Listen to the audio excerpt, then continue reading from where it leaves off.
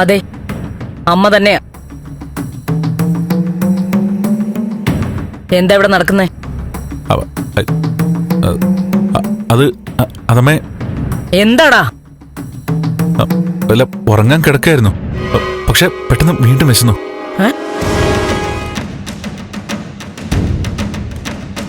നിക്കടാ, അങ്ങനെ വിശക്കാൻ മാത്രം സമയമായില്ലല്ലോ നീ ആഹാരം കഴിച്ചിട്ട്.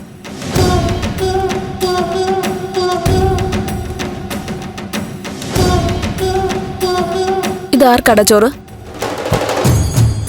ഇതല്ലേ ഞാനും ചോദിച്ചുകൊണ്ടിരിക്കുന്നത്. വീണ്ടും വിശപ്പ് വന്നു. ഞാൻ നോക്കിയപ്പോ ഒരാള് ഒളിച്ചും പാത്തും നടന്നു വരിക. കള്ളനാണെന്ന് ആദ്യം കരുതിയത്. അത് ആരെയും ഉണർത്തണ്ടെന്ന് കരുതി, അതാ ശബ്ദം ഉണ്ടാക്കാതെ വന്നേ. ഭക്ഷണം കഴിക്കുന്നോണ്ട് കുഴപ്പമില്ല, പക്ഷേ നീ ആഹാരം കഴിച്ചിട്ട് അധിക സമയമായില്ലല്ലോ. അതാ ഞാനും ചോദിച്ചത്. സാധാരണ കുറച്ച് ഭക്ഷണമല്ലേ നീ കഴിക്കാറുള്ളൂ, ഇപ്പൊ എന്തിനാ ഈ ചോറ്?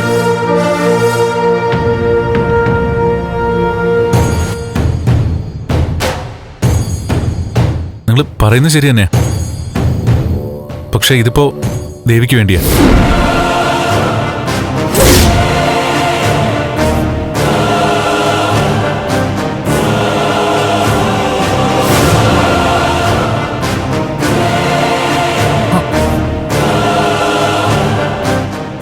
ദേവിക്കോ?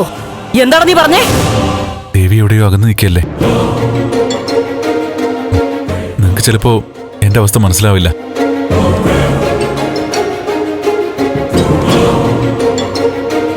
അവൾ ആരെങ്കിലും കൊന്നിട്ടുണ്ടോ എന്നതൊക്കെ വേറെ കാര്യം. എന്നെ സംബന്ധിച്ച് അവളെന്റെ ഭാര്യ.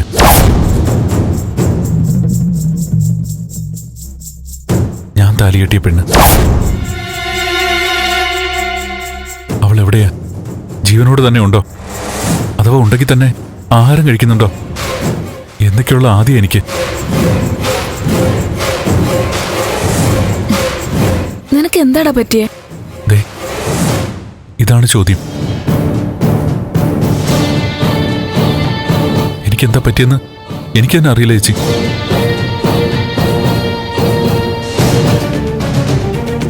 ഞാൻ ആഹാരം മുറി കൊണ്ടുപോകുന്നത് എന്തിനാന്ന് വെച്ചാ, അവിടെ ചെന്നിരുന്ന് ദേവി ഞാനും കഴിക്കുന്നതായി സങ്കല്പിച്ച് ആഹാരം കഴിക്കാനാ. ഞാൻ അവൾക്ക് ആഹാരം കൊടുക്കുന്നതായി കരുതി ഞാൻ കഴിക്കും.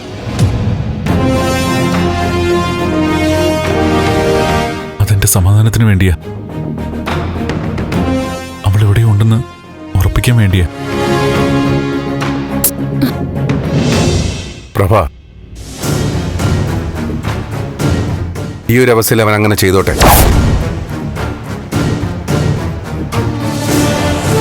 അവൻ മുറി പോയിരുന്ന് കഴിക്കണമെങ്കിൽ അവൻ കഴിച്ചോട്ടെ. നീ റൂമിൽ പോയിരുന്ന് കഴിയടാ. എന്തായാലും അവളെ മറക്കാൻ വയ്യല്ലേ.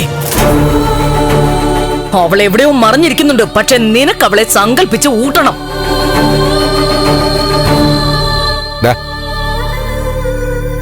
നീ റൂമിലേക്ക് ചെല്ലേ.